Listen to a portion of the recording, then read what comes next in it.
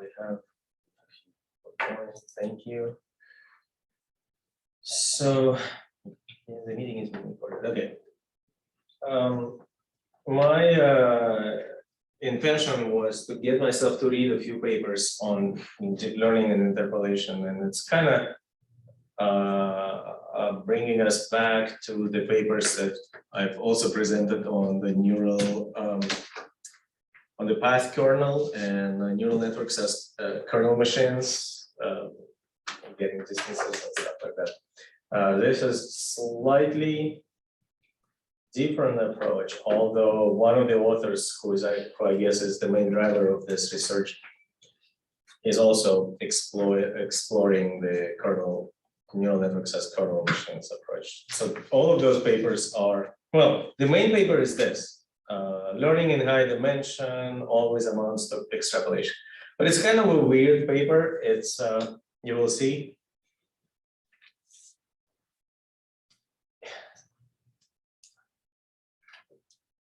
It's kind of making an argument that is in retrospect obvious, and it is more about the language that we use. It's a counter-attack, counter-offensive, or a defensive paper to people who are saying that deep learning is just doing interpolation of the data, etc., etc. But it's just coming from the basic principles of geometry. But another, and I don't think I have, no, those are my old slides. Another paper that is from Randall, from this guy here, that is interesting. This is today's paper.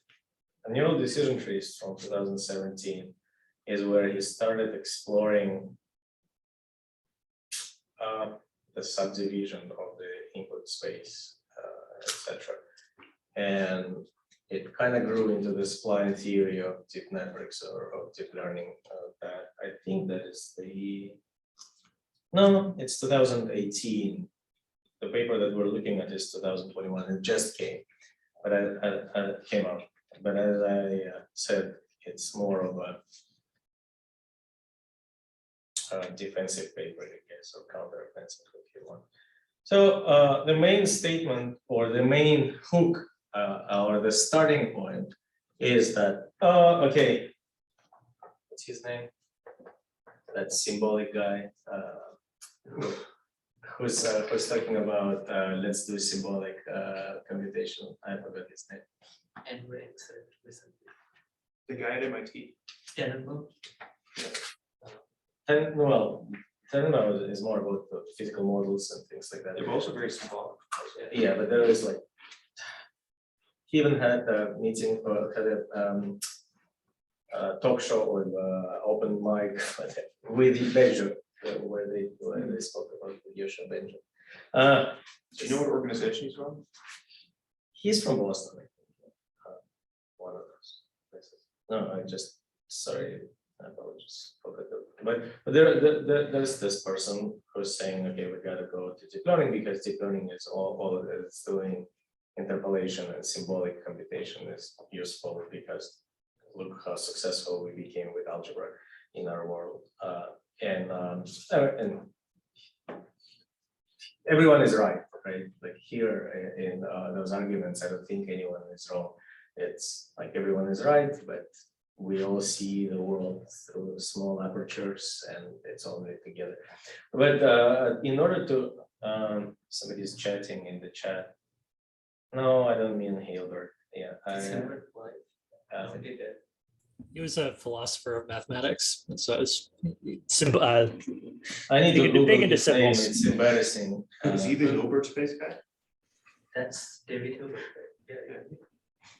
I don't know. Well, maybe it's another David Hilbert, but Yeah. if it's the David Hilbert, then no, that's definitely not the David Hilbert. It seems like he's alive, the guy you were talking about. Yes. Well, David Hilbert also always with us. For that matter, he's like Jesus. Well, not with that longevity. I mean, we'll see if he stands the test of time. But for 100 years, He's alive. He's gonna come back and solve all the problems. Oh no, I wouldn't count. Yeah, that's my problem with religion. That you start relying on somebody coming back and solving your problem. Okay, anyways. But there is an argument, like deep learning is doing interpolation. It only can operate within the data that it already saw. And we know, of course, all the results about covariant shifts, and we learn distribution of the test data, of the training data, and then test data is different, and everything collapses. And that's one of the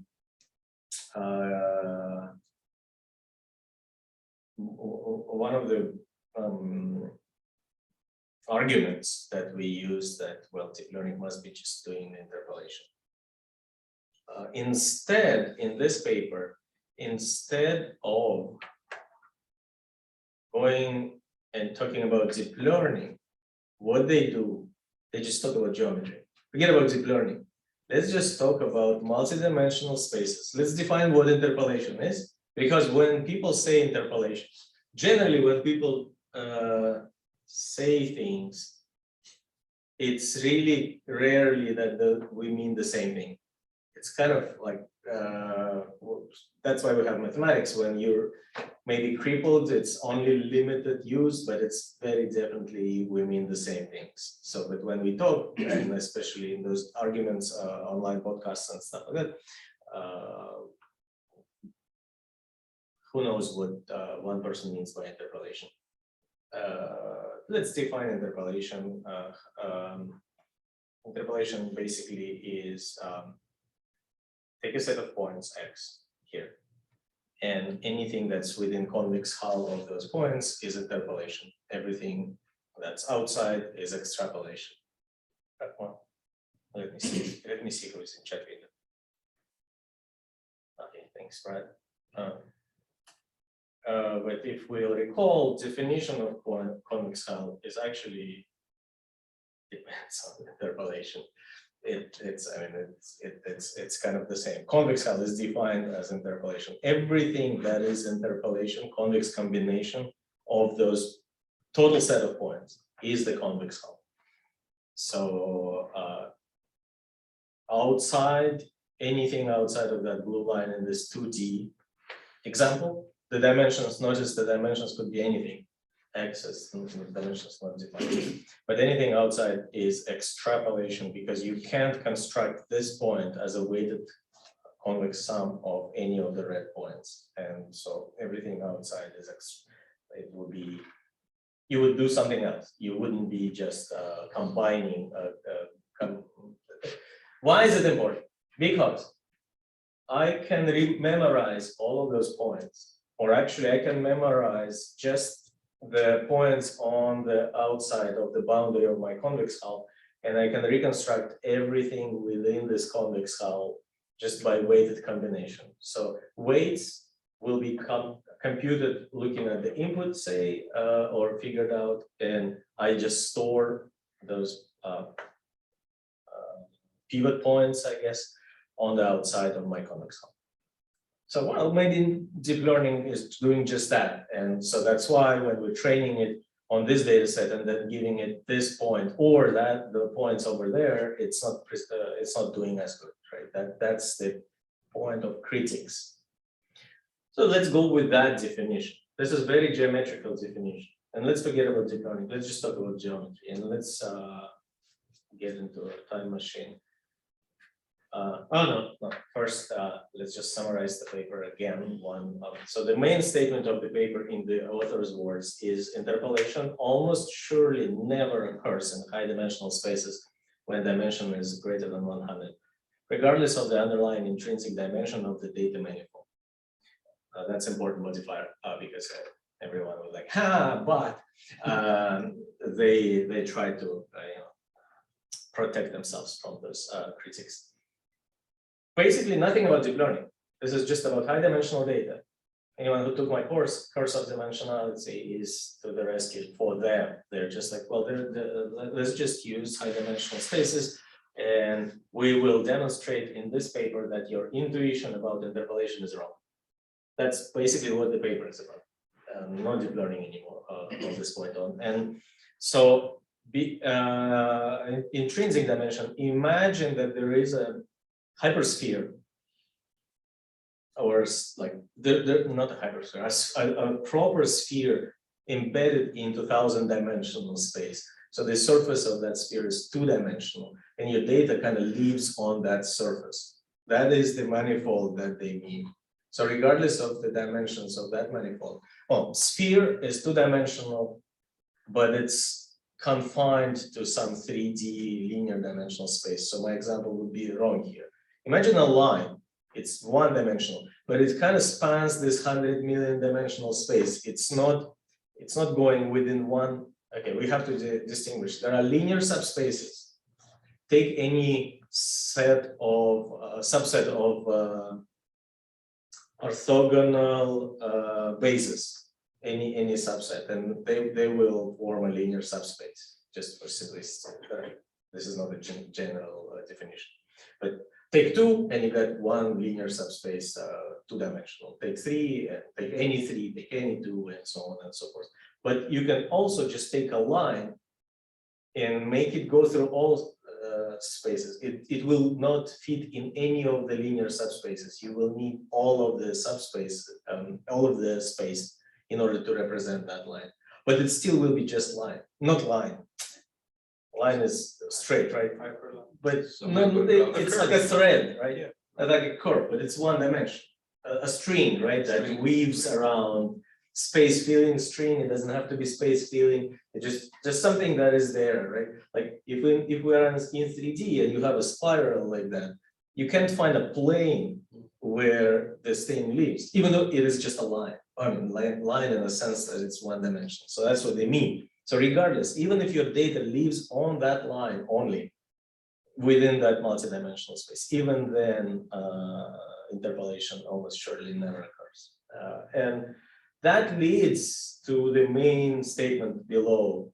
Currently deployed, employed models, deep learning models, are extrapolating almost surely, because we're working with 8 megapixels. Well, we're still with ImageNet, right? We'll have how many dimensions? ImageNet. Yeah, so and given the superhuman performances achieved by those models, extrapolation regime is not necessarily to be avoided, and it's not an indicator of generalization performance. Even we know that our models often don't generalize well, and they're already in extrapolation. That's what the statement is. So it's like there's something else at play than extrapolation versus interpolation. They are not generalizing well for some other reasons. I don't think they explore that. So. I think the bottom part will disappear eventually. Okay, let's see. I've started really well. My slides are perfect. They're just fully incomplete. So here's the theorem that they're using. 1988. Oh, I thought it's 1958. 1988. So if we have a d-dimensional data set X, the same as we considered before when defining convex interpolation. And this data set are IID samples drawn uniformly from a hyperbole. So it's a hypersphere, but filled. So you consider inside as well. So it's kind of like everything, but spherical dimension, spherical boundary. Then the probability that the new sample X is interpolation regime has the following asymptotic behavior. Basically, as D grows, the dimension of the data grows, probability that it's in the convex hull of the data, probability that the new sample is within the convex hull is 1 if the number of samples is greater than, forget division by D, 2 to the power D over 2. So it's exponential in the number of dimensions. So 2 to the 50 is their bound, right? Greater than 100, so 2 to the 50. That's a lot. That's like already a huge number. For n to be greater to 2 to the 50 divided by 100, it's just huge data set. And otherwise, you're in extrapolation. Curse of dimensionality, basically this thing, and then like that's the whole paper, and that's the only picture of hyperbole I could find. Sorry for the Pokemon reference, but this is a hyperbole, legit. What's the, how did they choose the 100, number 100? Why? Why did they choose the 100 here? I don't know. We have to look at the paper again. Yeah, This is for the illustration, just for an example, I think. It is high dimensional. Okay, so it's, okay. I think they chose the 100 for a reason, because maybe there are data sets with, can somebody quickly raise 2 to the 50th power and divide by 100? I can, but it's huge. Yeah. Yeah, it's huge. So I don't know, but they did. Well, anyways. I have a question though. So like this limit is all nice, but I don't entirely understand why it's meaningful yet, because I mean, if the behavior of the limit is towards infinity, we don't practically have data sets with that high dimensionality. Like even fMRI is on the order of what, like 60,000? Yeah, so that's not at all infinity. That's not even near a million. That's so like this doesn't mean as much as I think it does just by looking at it. Maybe there's some more concrete result they showed later. Well, they have other theorems, probably bounding. Okay, that's how I should. So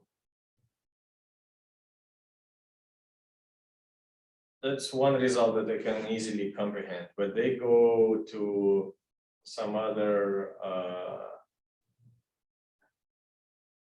lemmas that are more concrete. Yeah, maybe they have other results. I didn't take that. Yeah. They have like some better results.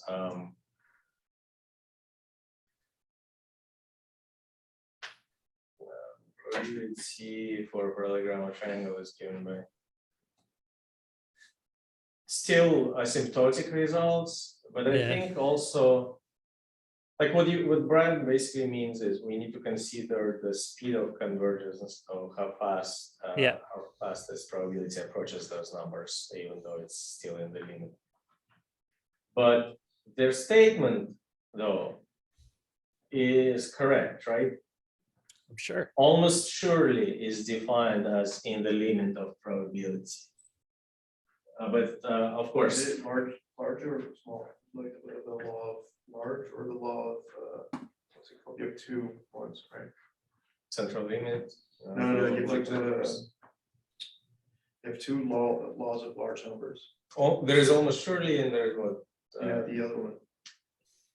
Almost surely, I think, is a stronger one. The other one is like.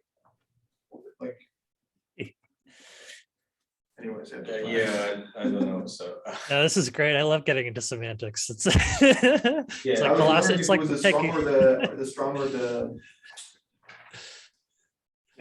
weak or the strong law. You have the weak law, which is the sample average converges towards the expected value, and the strong law converges almost surely. So yeah, it's the strong law of large numbers. I think you're right, Eli. Yeah. yeah, but still, it's in the limit. So like maybe there is I didn't read it that well in order to tell you, Brad, that around 100 the phase transition happens, and it's so small that it's the probability that practically it doesn't matter. But let me just show you some stuff that I did understand. And then we'll discuss the stuff that I did. Yeah, even MNIST is too big. Yeah, exactly. Although I wonder if with MNIST you can argue that because a lot of it is zeros, it's essentially a truncated dimensional space. That's a really good point. They have a defensive for that. That you're speaking about the manifold. So look at this. So those are simulation experiments. Very interesting.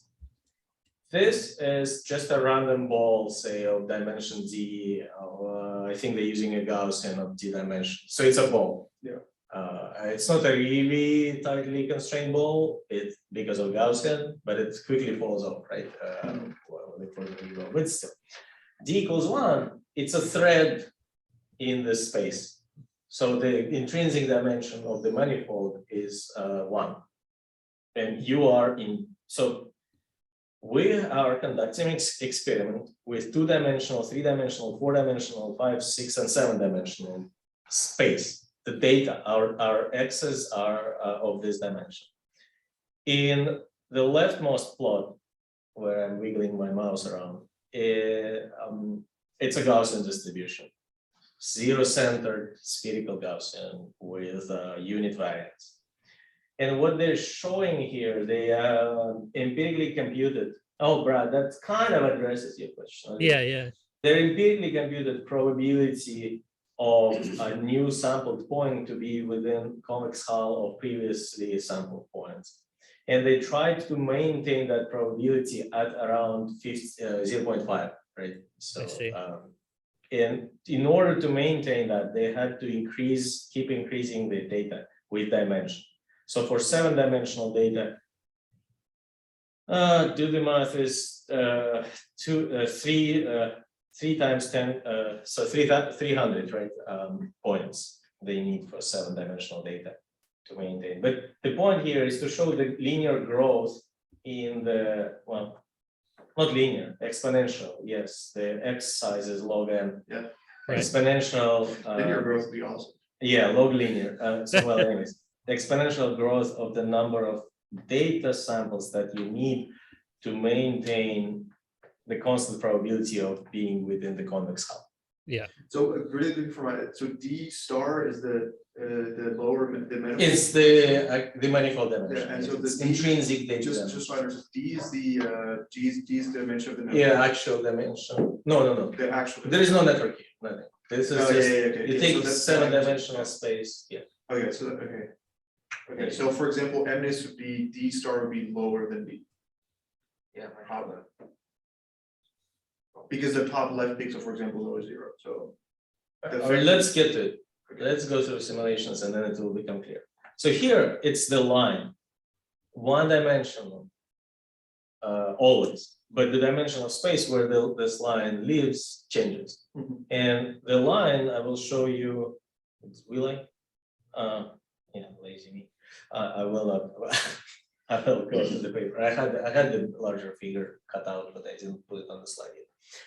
So basically, even for this 1-dimensional manifold embedded into this 7-dimension, the growth log linear slope is different, but I mean, it's better, but it's still exponential. So you still need exponentially many data points in order to maintain the same probability of being within the convex hull.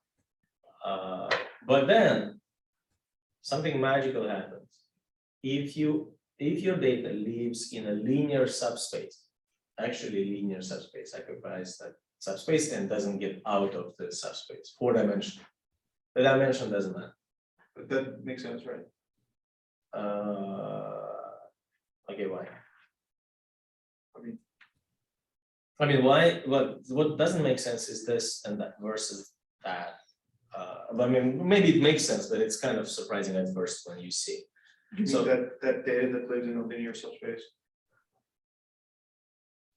That's, Well, like because it's by definition of interpolation, I guess. It's like if we go back to the definition of convex hull, rather, right? If you're staying within the same convex hull, within the same subspace, your dimension doesn't change. The convex hull, you add a point, like the volume doesn't change. Let's say like that, because convex hull is volume, and so if you have a thread that goes like that, the 1-dimensional line for convex hull, it's the volume. So the volume. Back to the curse of dimensionality. If our linear dimensions stay the same, I think we're onto something. So here, Quick question. I missed how this second graph is. Are they saying it's a nonlinear subspace? What is a nonlinear subspace? I don't even know what that means. That's not a. not linear, Brad. I mean, but that's not like a properly defined You gave concept, it up right? so quick. It's not like. so imagine we're in 3D, but our data is on this spiral. like this, we're only taking points along this spiral. So it's non-linear in this sense. I see. It's a manifold. It's a non-linear manifold. It's not non-linear subspace. I see. Non- Okay. I mean, It's it is a the subspace. manifold, but the manifold, it's the manifold, not the, I see. Okay. Yeah, it is the manifold. Yeah, that's also what I was gonna ask for the linear one, because then it does make. It makes more sense, right? That a linear subspace doesn't. Well, I've got another, maybe you'll tell me if it concurs with yours intuition. When we go with Gaussian here in 2D, like with variance of 1, and we keep increasing dimensions, but we keep the variance fixed. We know from geometry of high dimensional spaces that if we have a sphere of a fixed radius, as dimension grows, the volume of the sphere goes to 0. It's just that's how geometry works. The same here. We in this example. The Gaussian starts spanning like the bulk, the mode of the Gaussian, where your points will be like this, start spanning smaller and smaller and smaller volume, and every new point will be highly likely outside of that volume. So something like that. And well, there is another trick with the Gaussian. The probability of the points being on the ring around the center will be much higher than probability of being in the mode. So it will be a shell, and well, shell doesn't destroy our convex hull hypothesis. Convex hull will be sort of around that space. But I think there is a connection with just this simple intuition about hypersphere. The volume of the hypersphere goes to 0 as the dimensions grow with a fixed radius. When the radius. Why would it do that? Let's go with it. Because of the curse dimensionality. I mean, that is the curse of dimensionality. I remember I encountering, already talked about it for 1 hour. I will send you the recording. Yeah, it's fun. Well, if you prefer to read, Hamming, Richard Hamming has a nice section on that. Yeah, that's basically what I used. Go to neural.net, and those are my lectures, and there is a course of dimensionality there. But let's go. Yeah, let's go here in our linear subspace. When it stays 4, fixed to 4, then the volume doesn't change. We keep adding the dimensions, but the volume that is constrained by our convex hull. Sorry, I'm slow today. It doesn't change, so nothing changes. The dimensions don't affect the probabilities of being within or outside of the convex hull. So now the mystery question: our real data, is it here, here, or here? I hope it depends on the data. right. No, then there wouldn't be a paper. Yeah, I was gonna say. So, well, it will take me time to. How quick I mean, But then it's everywhere. We're Yeah. changing the whole dimension itself, right? So we're just looking at. Oh, no, the I- space. Well, here's an example with the line. That's the example they give. It's their line. But the line is kind of within one linear subspace, so I don't know why they did it here that way. But that's just an example. I have this. But let's go to the real data. Well, real for those who practice machine learning, right? Let's make a modifier. CFAR10 is fake, I'm pretty sure, as are all numbers. I mean, it's ImageNet, it's CIFAR, and then NIST, right? Right. As real as it gets. Numbers don't exist. Sorry about your neuroimaging troubles and stuff. Your data is surreal, right? This is what actual animals look like. And that's what aliens see, how humans see. Exactly. Because that's all the data they get on the internet about us. But so they took smaller dimensions, and I need to read this. Either they interpolated down, like scaled it down, or just cropped it. Yeah, so it's funny that this is what they do, because I was going, when you asked what dimension our data was in, I was going to say, Oh. well, it's definitely in the leftmost plot, but you could probably find a lower subspace embedding where it's in like a in a smaller subspace within a. You can If just it, artificially. if it do was that. in a smaller subspace, I mean, you could. then But it looks like what they're doing here is artificial, right? They're just sort of interpolating and artificially decreasing the dimensionality of the data. well, somehow you need to do it, right? And one way to decrease that dimensionality is by cropping, because they don't have nonlinear decrease of dimensionality. And well, look at the right. Couldn't they map it with like a random Random nonlinear- projection, but then you are putting all the data into the linear Yeah, subspace. sure. So it's unfair kind of to their argument. But don't look at the right. Don't look at any, don't look at anything on the left. Only on the right. Only where the images are sort of full images. That's their point. Like anything here, they're just showing to you, like they need to show you something. But the point is here, this is a 9, right? Well, the probability of when the image is like that, the probability of being in a convex hull, within a convex hull is, Essentially 0. yeah, very low. And It's this, funny that for CFAR, it actually goes up earlier. you need larger dimensions. Yeah. Yeah, well, it's richer data set. as No, you no, said. sorry, you need less. That right at 80, you already have a higher probability than for MX. I guess to reach. No, 50, this is interpolation. The higher, the more it's interpolation. So you Yeah. need the lower to Ah, support okay, the okay, argument. Yeah, the higher you're still interpolating. So it makes sense so- that CFAR converges more slowly by their argument. Yeah, Yeah, and okay, image no, net that I even agree, more yeah, so. sorry, I was gonna say, it seems. but I don't know the this is difference different. between red and blue though. Yeah, that's what I was about to ask. What's the difference? It looks like it's different interpolation methods or whatever they're using to Yeah, decrease the Ah. dimensionality. yeah, I think one thing they do is they zoom in, and one way I think they do is they downscale the resolution, that's what it looked like to me. Yeah. One is just a crop, Yeah. central crop, Right, exactly. like just cut it out. Another one is just scale down the image, yeah. As you said. So the red is scaled down image, and the blue is just. the Yeah, so central crop. ImageNet is super, Oh, it's clear here. Look, this 9 Yeah, is yeah, that's always what I'm saying. visible, yeah. 9 and is then the visible. top one is Opposite, the like, crop. Yeah, so the crop is more interpolation. It's actual data. It's like, and it's not too surprising, right, that it's still going for ImageNet. Yeah. Because I think it's a smaller. If those crops are the same size, ImageNet has larger images, so it needs more to actually be able to tell what's going on.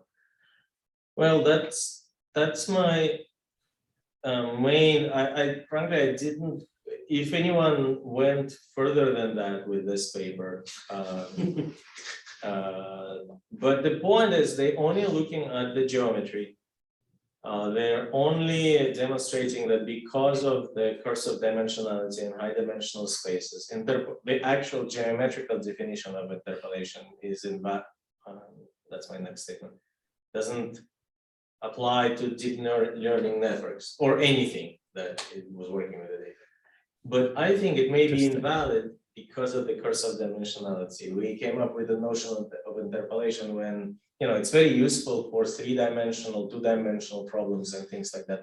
The convex hull problem is very useful for geometrical problems, like the problems in computational geometry and actual construction and things like that. And then when you're in very high dimensional spaces, because of the growth of those tricks of contracting volumes with growth of dimension, it may not be as useful. Yeah. The notion itself, maybe there is another notion of nearness, like of distance of the kernel approach. But I wanted to talk about, there was a comment. I'd be curious to see Okay, a yeah, discussion thanks, of this. Sergey.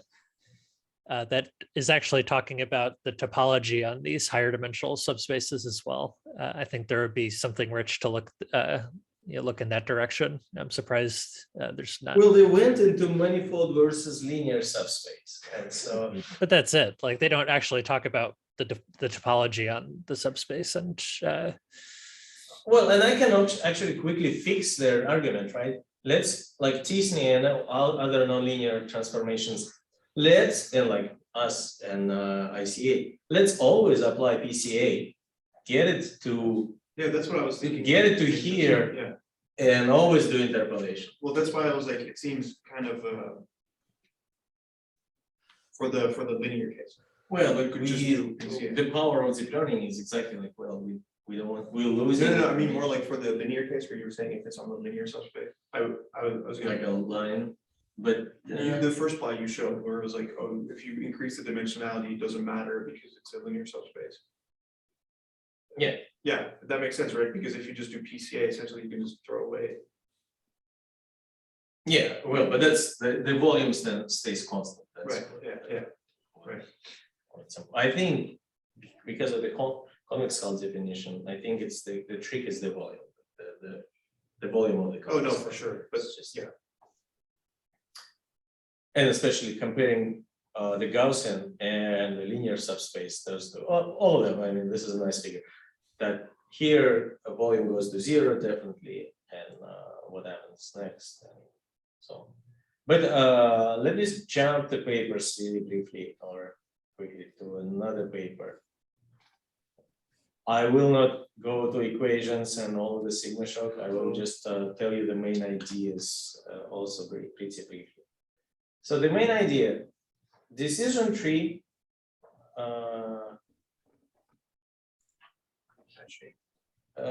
I'm just looking for some figures. So decision tree, this is also a wrong representation, but decision tree takes a string of features, takes one feature and compares this feature with some threshold. Is it lower than that threshold? Decision tree when it is trained. So take a human, is height higher than blood pressure higher than this or lower than this? Okay, higher than this, go into this category. Lower than this, go to that category. There is a straight line going in that dimension, a threshold in the dimension of blood pressure. Go next. You have two decisions now after the blood pressure at the next level. On there could be different threshold even if you use the same feature here and here, blood pressure and BMI. BMI here would be different BMIs. For high blood pressure, you need like the lower BMI is more dangerous. For low blood pressure, higher BMI is more dangerous. So you have another split in a different dimension, and it's a line again. So you're carving the space, multidimensional space, by those threshold decisions. That's decision tree. Very simple, but yet beautiful. The history of decision tree goes back to Babylon, or it's like very old. People were doing already those hierarchical steps through decisions long ago, but they were not learning them. 20th century, the algorithms emerged that were learning them. So what people suggested, or this interesting thing suggested, it's interesting to me because it is 2017, and it's already using neural network and deep learning the way we're only now starting to use it. Replace all of those complex or simple functions with deep learning. Like, hey, need to generate attention weights. Well, the deep learning will do it for you. Need to do differential equations, and you don't know how to guess the initial or boundary condition. Deep learning will do it. Let's. We are here, right?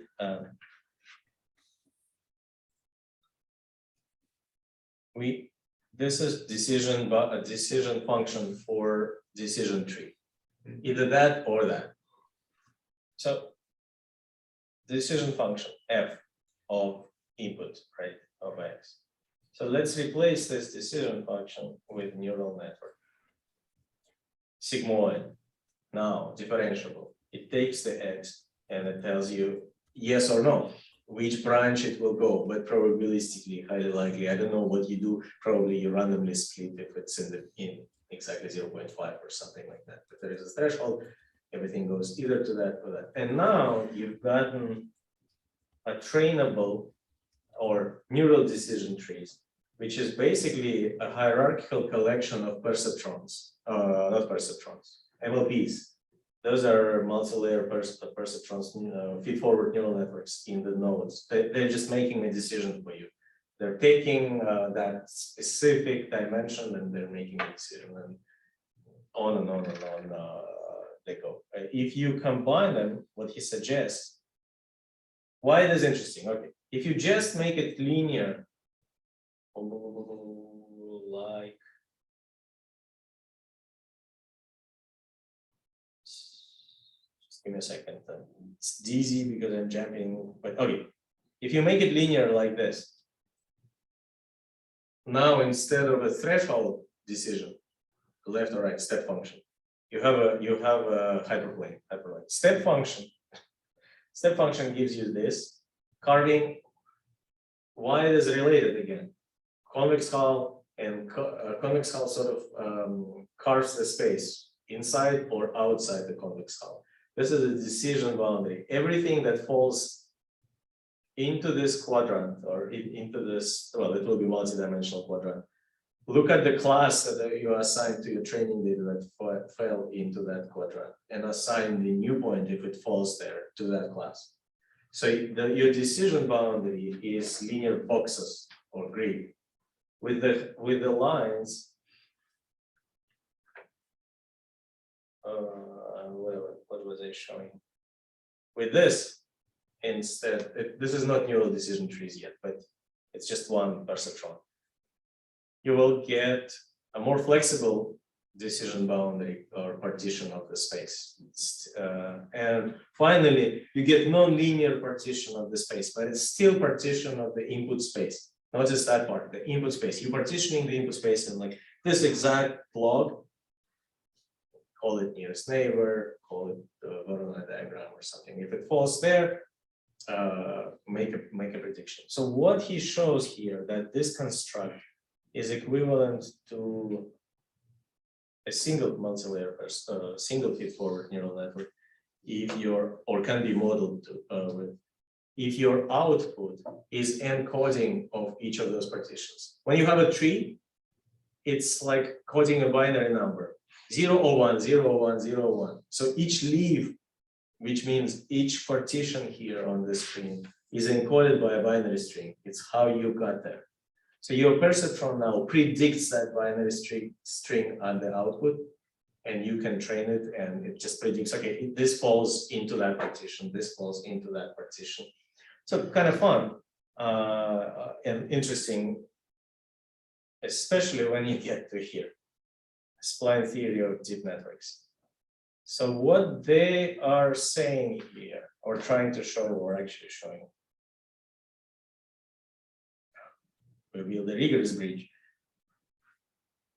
that feed-forward neural network or large class of deep learning, let's talk about just feed-forward for now. Let's talk about flick-root for others as well, can be modeled as a stacked collection similar to a neural decision trees of spline operators. So those now are nonlinear decision boundaries. They have their smoothness constraint, they will be differentiable, but they're nonlinear decision boundaries.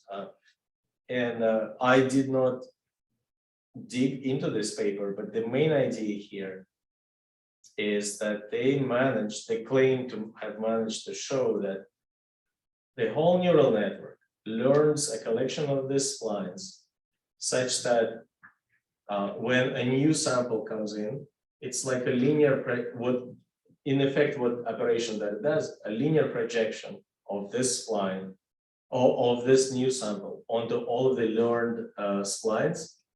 And then as a matching filter, the one that is more similar to that point will be the decision or the class that this point belongs to. So it kind of learns points on the decision boundary, and I'm not to be quoted. I will not I may be wrong basically, but that's my reading of this paper or skimming of this paper. So they're all related by coming from the same author, Randall Balestriero, and all related by relying on geometry of decision boundaries and geometry of the data space. And I think they are pretty cool. I like them. I'm not sure This is what from Rice. your thoughts. He's now at Facebook Research. I don't know. I don't know where he's originally. I think it's from Rice University. Yeah.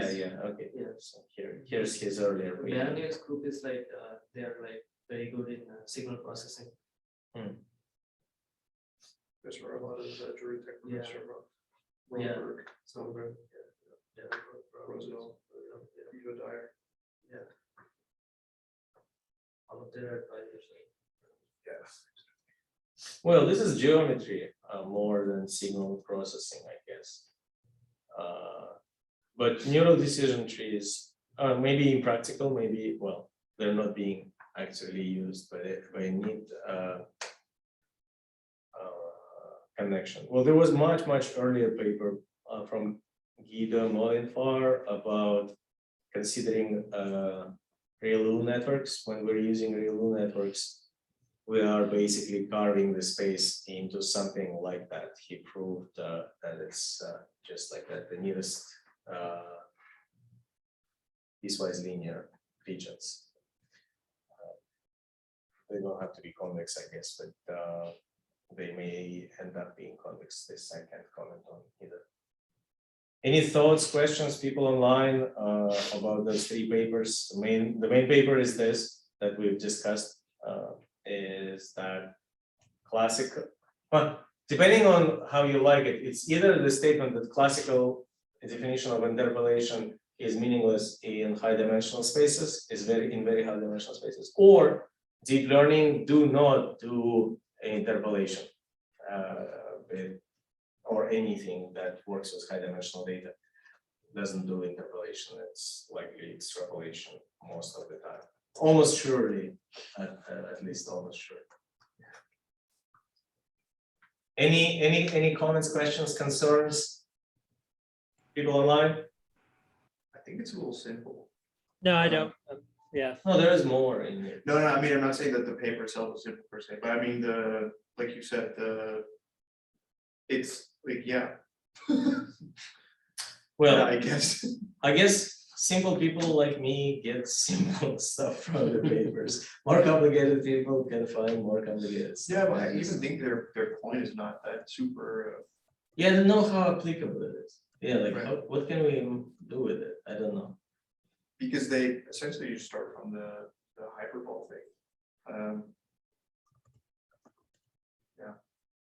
Well, I mean, the curse of dimensionality, those high dimensional spaces are not very intuitive to us anyways, so it's good to bring it up.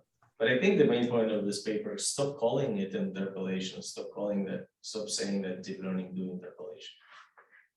Because when we assign a tag to anything, like, oh, deep learning is doing interpolation, clear, let's walk away.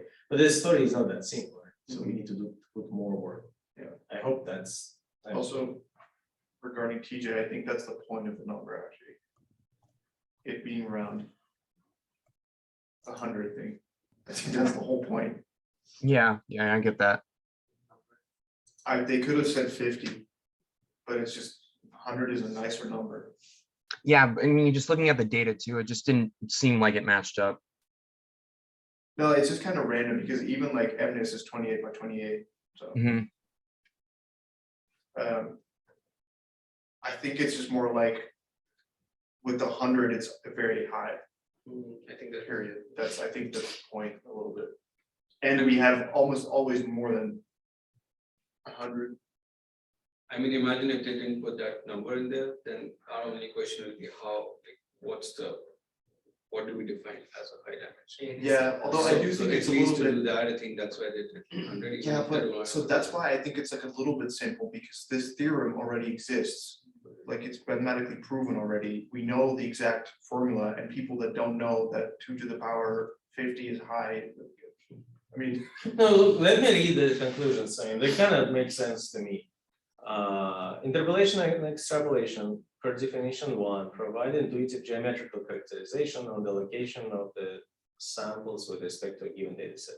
Those terms are commonly used as geometrical proxy to predict models' performances on unseen samples, and many have reached the conclusion that a model's generalization performance depends on how a model interpolates. In other words, how accurate is a model within a dataset's convex hull defines its generalization performances. In this paper, we propose to debunk this misconception. In particular, we oppose the use of interpolation and extrapolation as indicators of generalization performances by demonstrating both from the existing theoretical results and from thorough experiments. That in order to maintain interpolation for new samples, the dataset size should grow exponentially with respect to the data dimension. In short, behavior of a model within a training set's convex hull barely impacts that model's generalization performance, since new samples lie almost surely outside of that convex hull. But now this is good.